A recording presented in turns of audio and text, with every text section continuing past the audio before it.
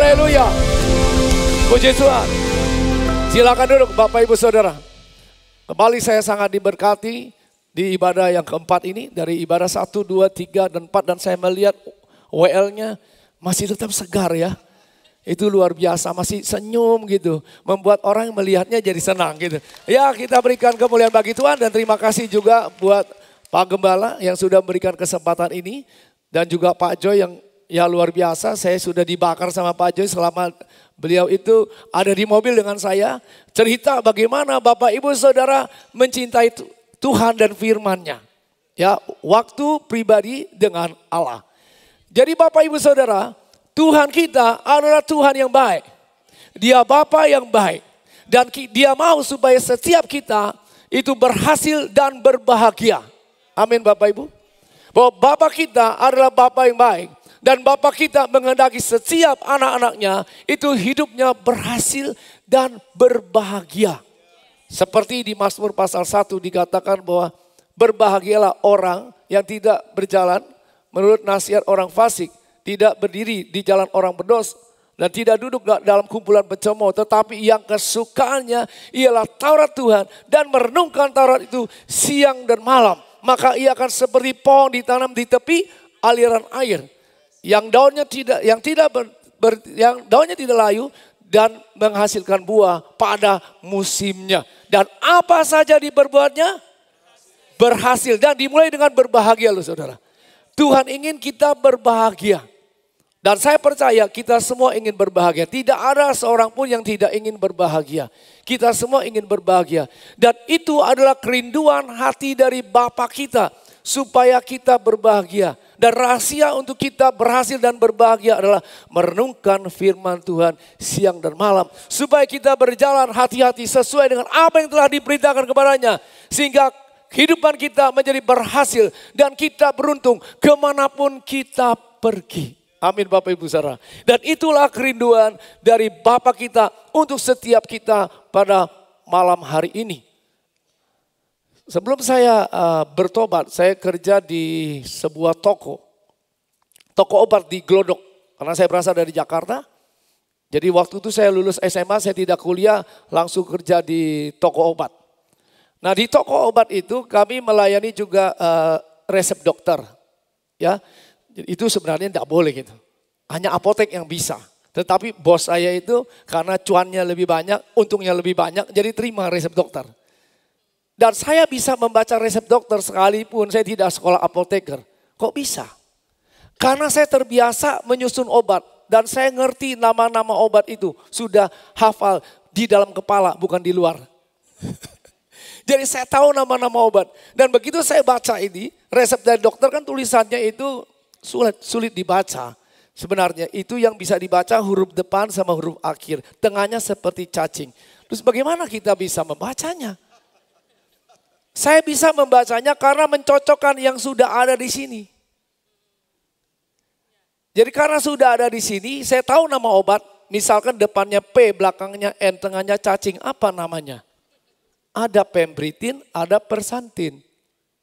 Nah kalau pembritin itu untuk antibiotik ada 250 mg, ada 500 mg.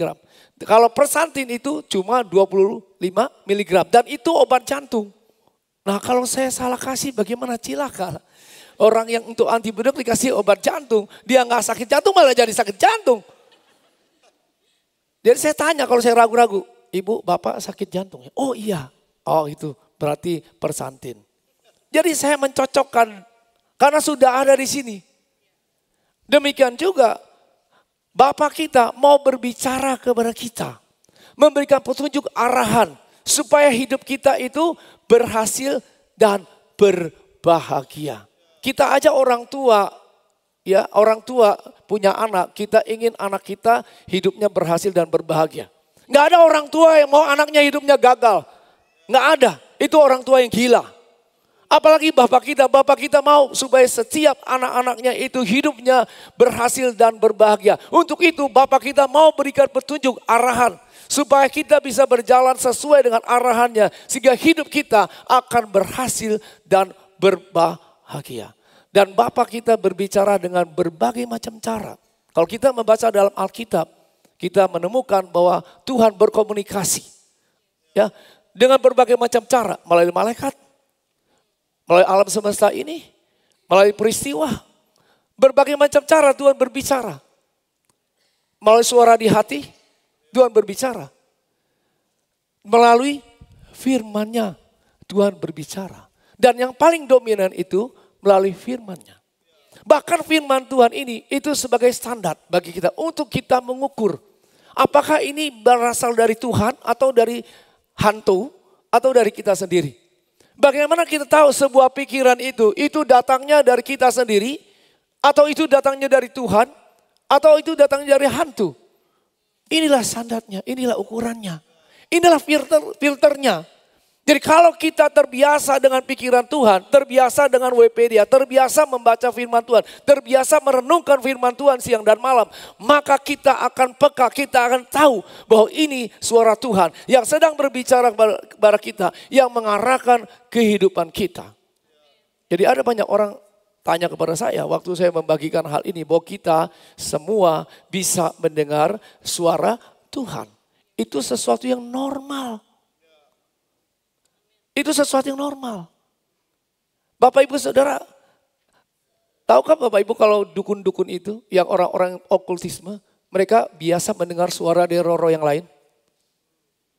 Itu roh-roh itu berkomunikasi dengan mereka. Nah kita ini sebagai anak Tuhan, ada roh Tuhan dalam diri kita. Roh Tuhan itu di dalam diri kita. Kalau kita lahir baru, ada roh Tuhan dalam diri kita. Dan tentunya roh Tuhan itu berkomunikasi dengan kita. Sama seperti yang kita lihat di dalam Alkitab. Dan kita melihat bagaimana tokoh-tokoh di dalam Alkitab. Mereka menjalani kehidupan yang luar biasa.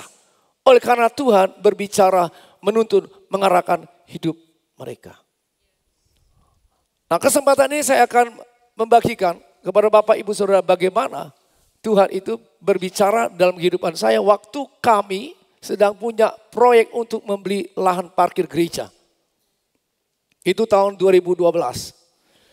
Jadi kami ada membangun gedung gereja dan permasalahannya adalah tidak ada lahan parkirnya.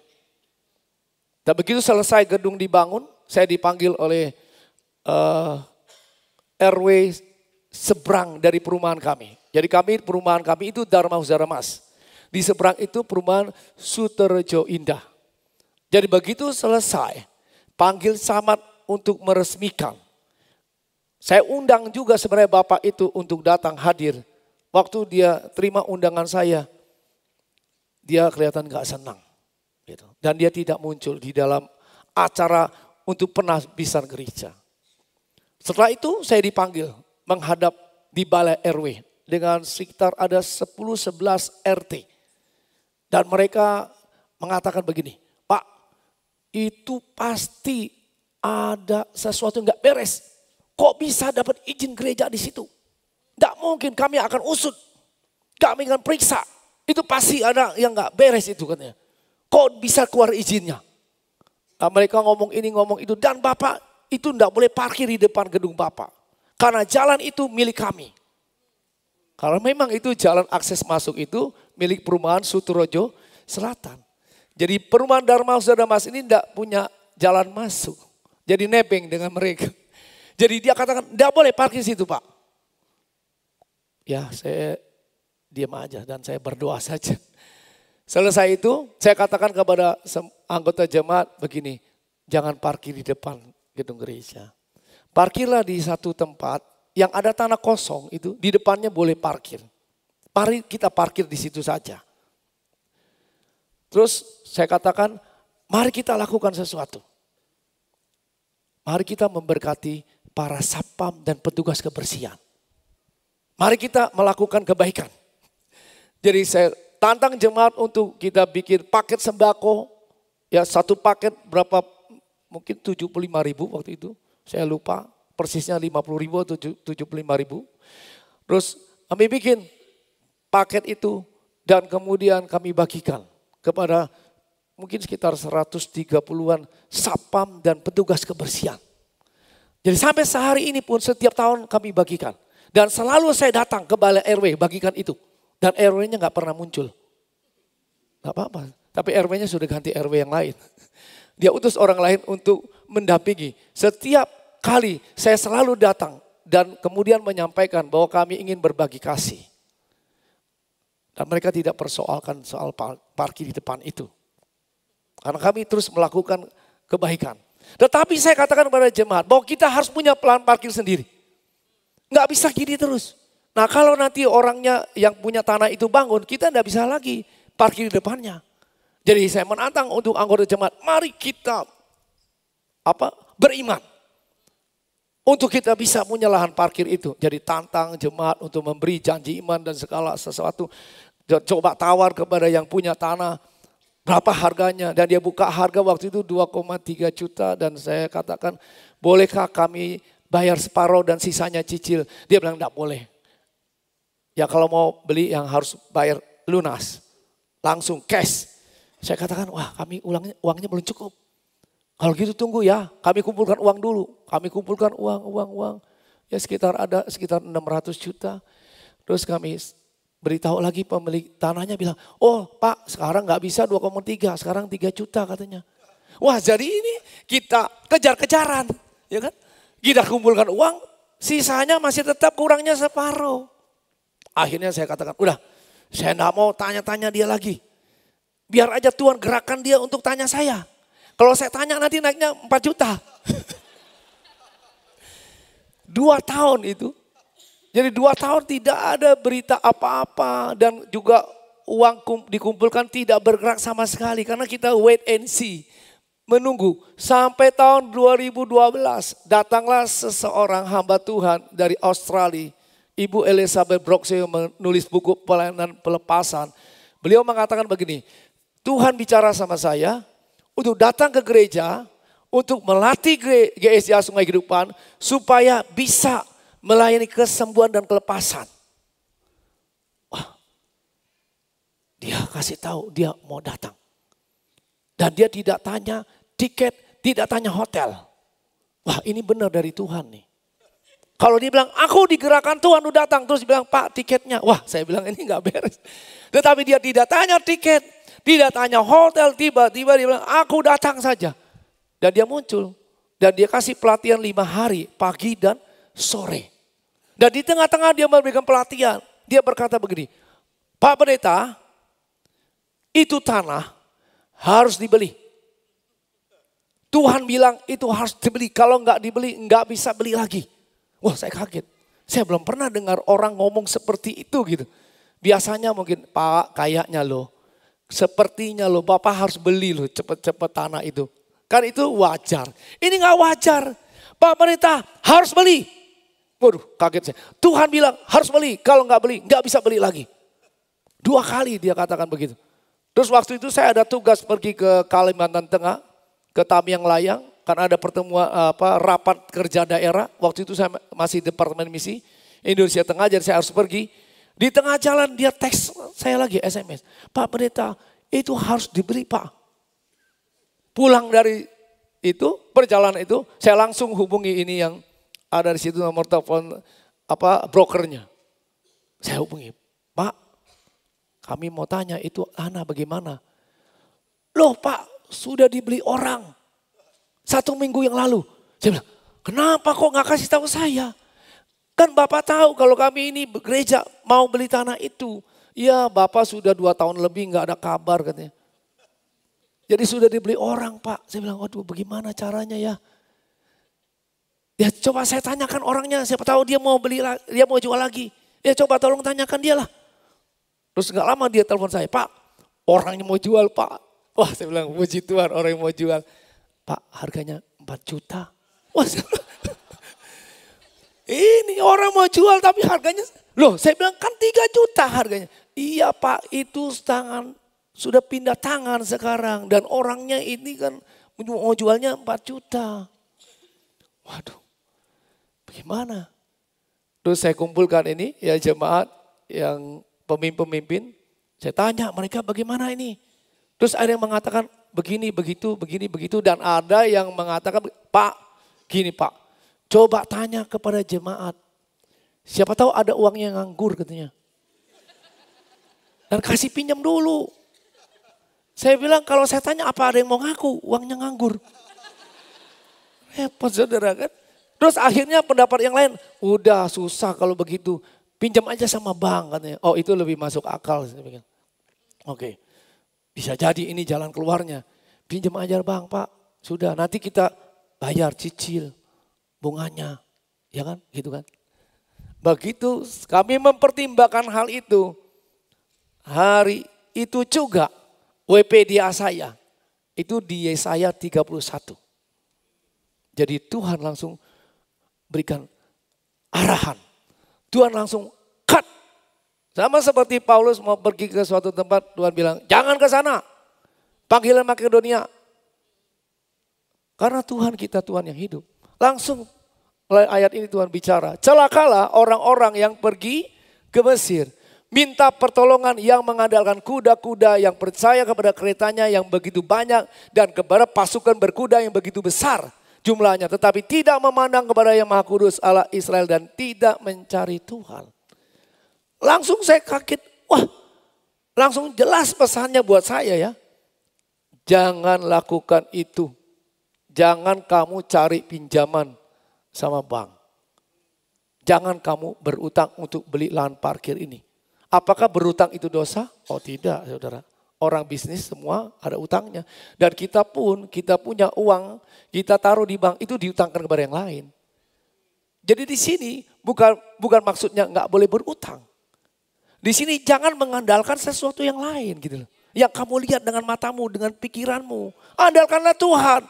Jadi terus penerapan praktisnya buat saya, aplikasinya, remanya adalah jangan kamu berutang untuk beli lahan parkir ini. Itu secara khusus buat saya berbicara. Langsung saya kumpulkan para pemimpin. Saya bilang, Tuhan bilang gak boleh. Gak boleh berutang. Gak boleh pinjam sama bank dan gak boleh pinjam sama siapapun. Terus bagaimana Pak? Ya beli. Beli pakai apa? Pokoknya kita beriman. Kita beli. Saya langsung hubungi brokernya. Hubungkan dengan pemiliknya. Saya tawar. Boleh saya tawar? Boleh. Tawar akhirnya dikasih 3,850 per meter. Terus dia bilang, Pak kalau bulan depan naik jadi 4 juta. Kalau Bapak nggak mau beli. Terus dia bilang, Pak kami ini uangnya belum cukup. Bolehkah kasih waktu? Dia bilang boleh. 2 bulan. Caranya Bapak kasih dulu DP-nya 50 juta. Di notaris, kita sama-sama ke notaris. Nanti 1 bulan kemudian Bapak bayar separuh. Kalau 1 bulan separuh nggak ada, 50 juta angus. Dan kemudian 1 bulan lagi, bayar lagi sisanya. Kalau 1 bulan lagi nggak ada, juga itu angus. Saya bilang kaget saya. Kok berat sekali? Dia bilang, ya kalau mau, kalau enggak ya bayar cash aja. Waduh, saya katakan, oke baik Pak. Terus saya katakan kepada jemaat semua, mari kita percaya. Itu pesan Tuhan untuk kita harus beli. Bagaimana caranya kita nggak tahu. Yang penting kita beriman, percaya. Dan langsung saya ambil keputusan untuk pergi ke notaris, ketemu dengan pemiliknya dan bayar 50 juta. Nah, begitu kami putuskan untuk membeli lahan parkir itu, mujizat dan mujizat terjadi. Tiba-tiba ada jemaat bilang, Pak, ada masuk 200 juta. Dari siapa? Itu ada katanya, ada jemaat yang kakaknya. Dia di kota lain. 2 bulan yang lalu dia ngomong sama adiknya begini. Aku ini ada berkat mau kasih gereja. Kira-kira gereja mana yang membutuhkan? Loh semua gereja juga butuh uang. Nggak ada yang nggak butuh. Terus adiknya bilang, loh ini loh gerejaku sedang mau beli lahan parkir sebenarnya. Terus dia bilang, oke, aku pertimbangkan. Gak lama dia telepon adiknya. Gerejaku pun sedang membangun. Jadi aku kasih gerejaku lah. Oh itu terserah itu uang-uangmu. Tapi begitu kami putuskan untuk membeli. Udah kasih DP. 1 minggu kemudian dia telepon adiknya. Kamu lihat itu di rekeningmu. Itu 200 juta untuk gerejamu katanya. Saya aja gak kenal orang itu. Jadi Tuhan bekerja dengan ajaib 200 juta. Terus yang lebih ajaib lagi 1 minggu kemudian. Waktu kami sedang ibadah gitu. Selesai mau khotbah ada jemaat yang jantungnya sakit. Dia pucat mukanya, jantungnya sakit. Terus saya doakan dia. Dan dia rasa enak. Biasanya bapak ini, dia datang paling lambat, pulang paling cepat. Tapi hari itu dia tidak pulang. Dia dengerin kami rapat gitu. Sementara kami rapat soal lahan parkir itu dia angkat tangan gini. Pak, saya 100 juta. Dia dengan ibu ini. Ada seorang ibu janda umur sekitar 70-an. Duduk sebelah dia salaman. Kita berdua ya 100 juta, 100 juta. Saya lihat gini, ini bercanda apa sungguhan? Kenapa? Karena saya tahu orangnya seperti apa dan saya tahu ini sebelahnya ini seorang janda yang hidupnya ditopang oleh anaknya. Ini guyonan atau sungguhan? Saya nggak berani bilang amin, haleluya, puji Tuhan. Dan ternyata guyonan bagaimana? Terus, oh iya Pak, oke Kak, oke gitu aja. Hari Senin saudara masuk 100 juta. Ya memang ini dia guyonan dengan ini, tapi dia sungguh-sungguh untuk memberi. Saya heran, nggak disangka-sangka kok bisa gitu. Terus mulai kami bisa bayar yang separuhnya. 700 sekian juta bayar. Setelah itu kan bergumul lagi untuk yang sisanya. Wah terus dorong jemaat, ayo mari kita berkorban. Bawalah semua barang-barang bekas. Lemari bekas, kulkas bekas. Uang bekas juga boleh. Kumpulkan. Jadi janji iman, ayo mari kita lunasi. Semua itu bawa, ada baju bekas apa semua. Ya, mobil bekas enggak ada waktu itu dibawa. Kumpulkan dan jual, berusaha untuk ini. Supaya uangnya cukup, masih kurang. Banyak berapa ratus juta. Dan itu sudah kurang 10 hari dari tengah waktunya. Nah di situ saya mulai, ini kan galau ini. Nah WP dia saya jalan terus setiap hari baca firman Tuhan. Tetapi hari yang sudah ke 10 hari menjelang harus bayar itu. Tuhan berbicara kepada saya di Ulangan pasal 8 ayat 1-3. Bisa tolong ditampilkan? Segenap perintah yang kusampaikan kepadamu pada hari ini haruslah kamu lakukan dengan setia. Supaya kamu hidup dan bertambah banyak dan kamu memasuki serta menduduki negeri yang dijanjikan Tuhan dengan sumpah kepada nenek moyangmu. Terus ingatlah kepada seluruh perjalanan yang kau lakukan atas kehendak Tuhan Allahmu di padang gurun selama 40 tahun ini dengan maksud merendahkan hatimu dan mencobai engkau untuk mengetahui apa yang ada dalam hatimu, yakni apakah engkau berpegang pada perintahnya atau tidak. Jadi ia merendahkan hatimu, membiarkan engkau lapar dan memberi engkau makan mana yang tidak kau kenal dan yang juga tidak dikenal oleh nenek moyangmu untuk membuat engkau mengerti bahwa manusia hidup bukan dari roti saja tapi manusia hidup dari segala yang dia ucapkan Tuhan. Jadi Tuhan berkata kepada bangsa Israel, selama 40 tahun ini aku mengajari kalian supaya kalian tahu bahwa manusia tidak hidup dari roti saja. Roti itu berbicara apa? Berbicara tentang usaha mereka. Ya, roti yang mereka buat dari gandum waktu mereka ada di Mesir. Dan sekarang di padang gurun ini mau dapat gandum dari mana? Mereka harus mengandalkan apa? Mana yang turun dari langit seperti yang Tuhan katakan. Bahwa Tuhan mengatakan setiap hari kamu akan menemukan mana itu turun dari langit. Dan di situ kamu makan dari mana itu. Jadi mereka bisa hidup dari apa? Dari perkataan Tuhan. Manusia bisa hidup dari perkataan Tuhan, bahwa Tuhan berjanji dia selalu melakukan apa yang dia janjikan. Dan setiap hari mereka menemukan bahwa Tuhan itu benar, bahwa Tuhan itu hidup. Dan dia menepati setiap perkataannya selama 40 tahun hanya untuk mengajarkan mereka bahwa mereka bisa hidup dari apa yang Tuhan katakan. Dan buat saya penerapan praktisnya adalah gak usah kamu khawatir. Tuhan berjanji dia menepati janjinya. Kamu hidup oleh firman. Bukan dengan usahamu. Dan penerapan lebih khusus adalah gak usah ngomong sama siapapun. Gak usah cerita sama siapapun. Dengan orang-orang yang kamu anggap punya kesanggupan untuk melunasi tanah itu. Kamu berdoa dan baca firman saja. Jadi hari itu adalah hari di mana saya pergi ke Ambon dengan mentor saya Pak Jeff. Beliau itu akan khotbah di wisuda di KTKT. Satu hari setelah itu saya terbang dengan Pak Jeff pergi ke KTKT. Nah Ini kan di samping saya Pak Jeff. Pak Jeff itu gerejanya di Surabaya itu besar gitu. Jemaatnya banyak ICI dan keuangannya itu kuat gitu. Kan bisa tergoda untuk apa? Bagi-bagi beban. Bagi pokok doa. Tetapi karena Tuhan sudah berbicara kepada saya dan saya tidak ngomong apapun. Hidup dari firman. Hidup dari janji Tuhan. Bukan mengandalkan kekuatan dan hikmatmu sendiri. Saya tidak ngomong apa-apa. Nggak kelihatan wajah yang stres gitu, enggak. Yang lagi, wah ini ada mesti bayar sekian uangnya nggak kelihatan. Kami masih sempat pergi mancing sama-sama. Tidak ada saya bicara apapun. Dan hari itu kembali Tuhan berbicara melalui waktu pribadi dengan Allah lagi. Untuk memberikan kekuatan kepada saya. Yaitu di Bilangan pasal 11. Bilangan 11 dikatakan. Tetapi kata Musa, bangsa yang ada bersama aku ini berjumlah 600.000 orang berjalan kaki. Namun engkau berfirman, daging akan kuberikan kepada mereka. Dan genap sebulan lamanya mereka akan memakannya. Terus, dapatkah sekian banyak kambing domba dan lembu sapi disembelih bagi mereka sehingga mereka mendapat cukup? Atau dapatkah ditangkap segala ikan di laut bagi mereka sehingga mereka mendapat cukup? Tetapi Tuhan menjawab Musa, masakan kuasa Tuhan akan kurang untuk melakukan itu. Sekarang engkau akan melihat apakah firmanku terjadi kepadamu atau tidak.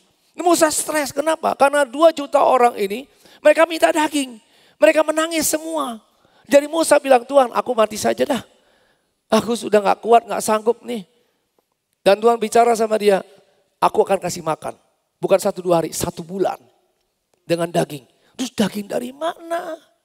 Ya, lembu sapi siapa yang mau dipotong untuk sekian banyak orang? Kalaupun ikan ditangkap, seberapa banyak ikan ditangkap? Dan Tuhan berkata, masakah kuasaku kurang untuk melakukannya? Kamu lihat aja. Tuhan kirim apa? Bapak Ibu Saudara. Burung puyuh. Di luar dari apa yang Musa pikirkan.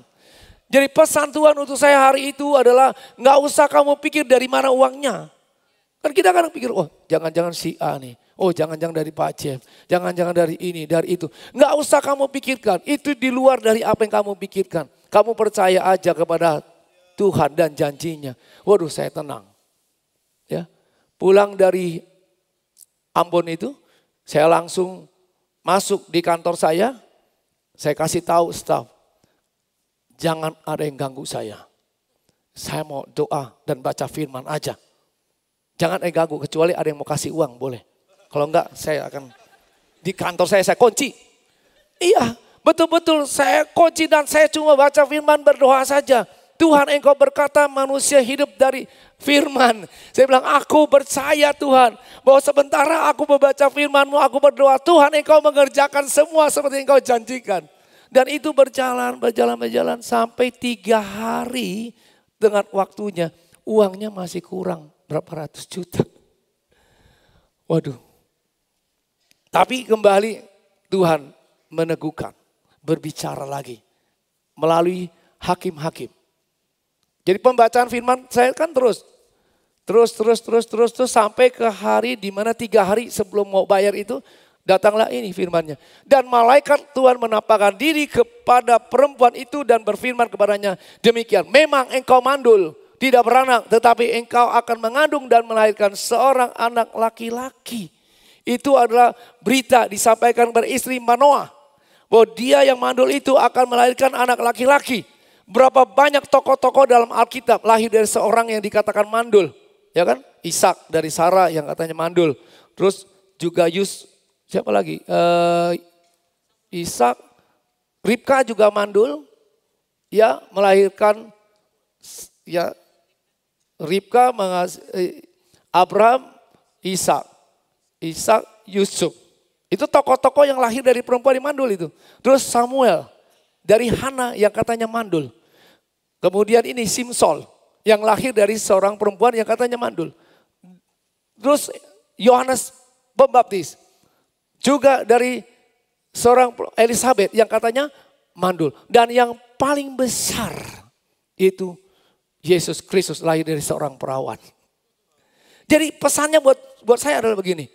Sesuatu yang datang dari Tuhan itu memang datang dalam situasi yang sulit dan kelihatannya mustahil bagi manusia.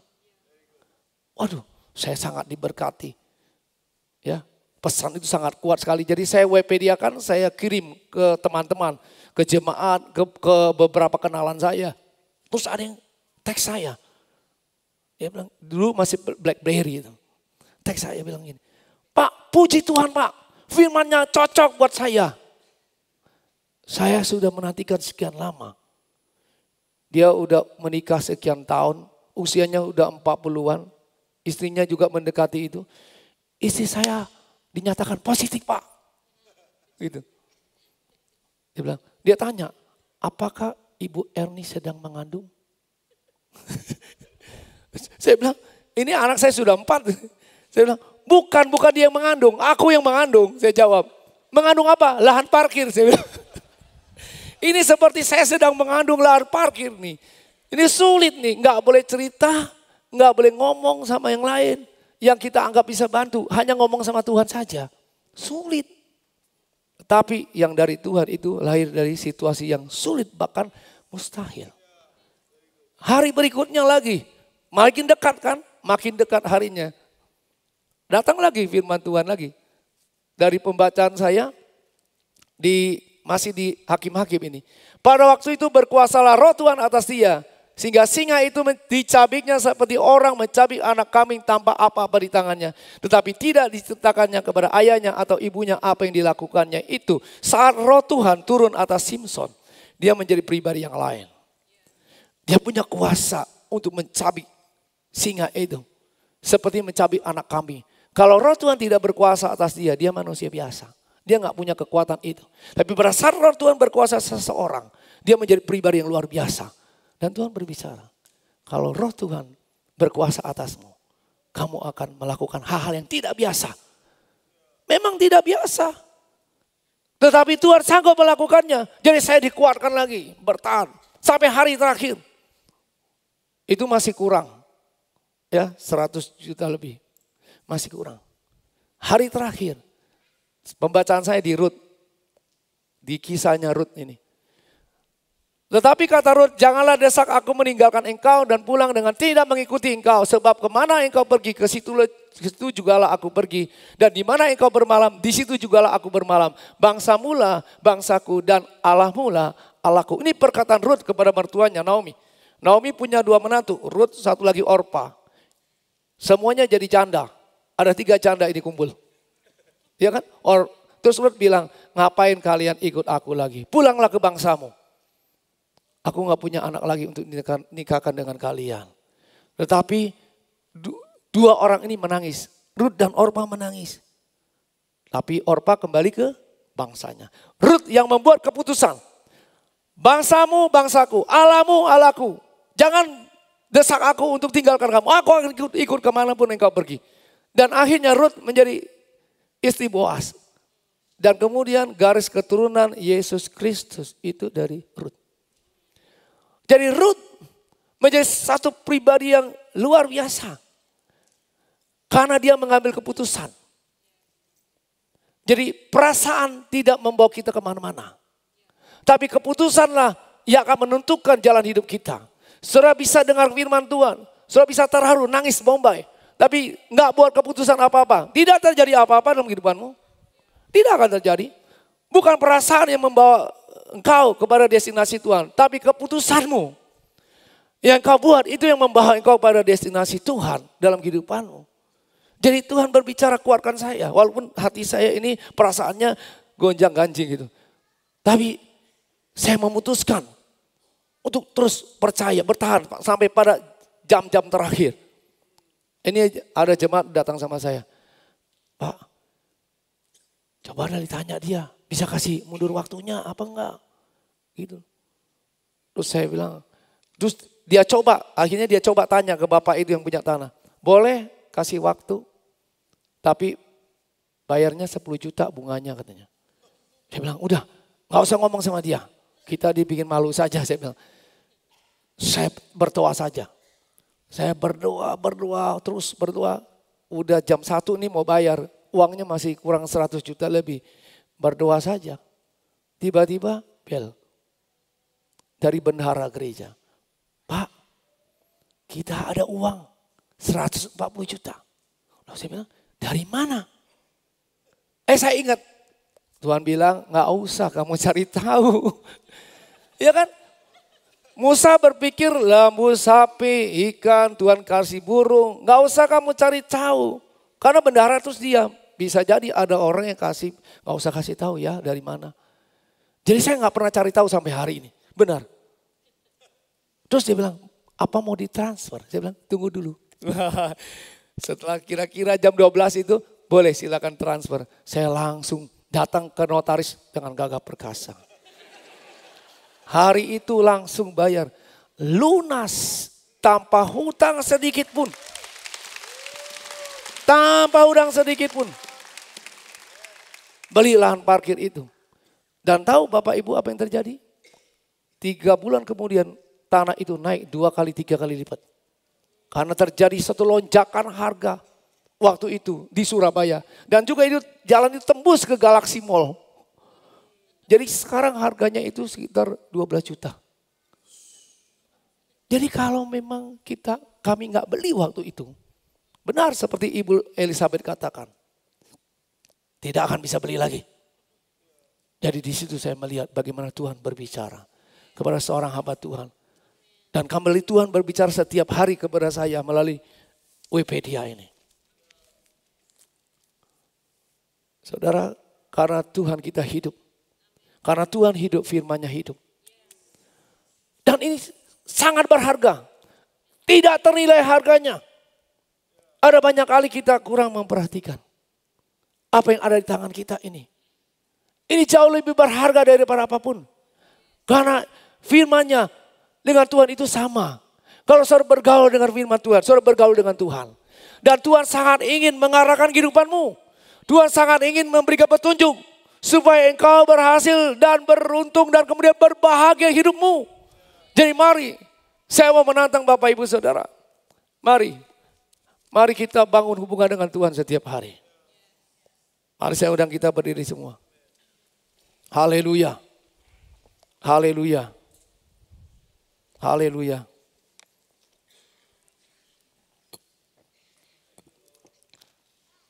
Haleluya. Haleluya. Terima kasih Tuhan Yesus. Kami bersyukur. Engkau Tuhan yang hidup. Dan Engkau Tuhan yang berbicara kepada kami. Engkau Tuhan yang berkomunikasi dengan kami. Engkau Bapa yang baik. Engkau mau menuntun kami semua. Dan kami adalah domba-domba-Mu. Dan kami mau mendengarkan suara-Mu dan mengikuti Engkau Tuhan. Engkau tahu apa yang dihadapi oleh setiap anak-Mu yang hadir pada malam hari ini. Engkau tahu persis bagaimana hidup mereka. Dan malam ini Tuhan hamba berdoa. Biar roh-Mu Tuhan berbicara secara khusus pada setiap anak-anak-Mu yang hadir pada malam hari ini. Biar ada rema yang datang dalam kehidupan mereka. Sehingga mereka pulang dari tempat ini. Mereka pulang dengan satu pembaruan. Mereka pulang dengan satu keputusan. Untuk melakukan satu perubahan dalam kehidupan mereka. Sesuai dengan apa yang Tuhan sudah katakan dalam kehidupan mereka. Jadi pada malam hari ini. Saya mau menantang saudara untuk membuat satu keputusan. Jangan hanya dengar kesaksian, oh kesaksiannya bagus, oh dahsyat luar biasa. Saudara tidak akan kemana-mana kalau hanya sampai di situ. Tapi buatlah satu decision, buatlah satu keputusan, komitmen. Pada malam hari ini, yang pertama komitmen yang saya mau tantang saudara untuk saudara buat. Yaitu Tuhan, aku mau perhatikan firman-Mu. Aku mau Tuhan membaca firman-Mu Tuhan. Setiap hari. Aku percaya bahwa Engkau mengasihi aku. Engkau mau mengarahkan kehidupanku. Engkau mau aku berbahagia. Jadi Tuhan, aku ambil keputusan malam hari ini. Mulai hari ini, Tuhan aku akan memperhatikan firman-Mu. Aku akan sediakan waktu. Untuk waktu pribadi dengan Allah. Untuk aku mendengar akan suara-Mu. Kalau itu saudara, angkat tangan dimanapun saudara berada. Ya, saya melihat tangan-tangan yang diangkat. Tuhan menghargai keputusan-Mu. Dan roh Tuhan akan memampukan saudara untuk melakukan apa yang sudah saudara putuskan pada malam hari ini. Dan yang kedua, mungkin sementara saudara mendengarkan firman Tuhan ini. Roh Kudus mengingatkan saudara akan firman yang sampai dalam kehidupanmu. Pesan Tuhan yang sampai dalam kehidupanmu, tapi engkau belum melakukan. Engkau belum melakukan. Dan malam ini, Saudara dikuatkan, diteguhkan untuk melakukan apa yang sudah Tuhan taruh dalam hatimu. Mari saudara, lakukanlah itu. Taatlah. Lakukan apa yang firman Tuhan katakan dalam kehidupanmu. Dan lihatlah bagaimana hidupmu akan berubah. Dan bagaimana saudara akan mengalami lawatan Tuhan. Bagaimana Tuhan akan bercampur tangan dalam kehidupanmu. Dan saudara akan mengalami mujizat. Saudara akan mengalami pertolongan daripada Tuhan. Haleluya, haleluya, haleluya. Terima kasih Tuhan. Oh yes Lord, haleluya, haleluya. Haleluya, haleluya. Terima kasih Tuhan. Kami bersyukur. Oh yes, haleluya. Kau hadir di sini. Ku rasakan kuasa yang tak terbatas. Ku yakin Kau nyata di sini, kemenangan terjadi di sini. Ku yakin, haleluya, ku yakin Kau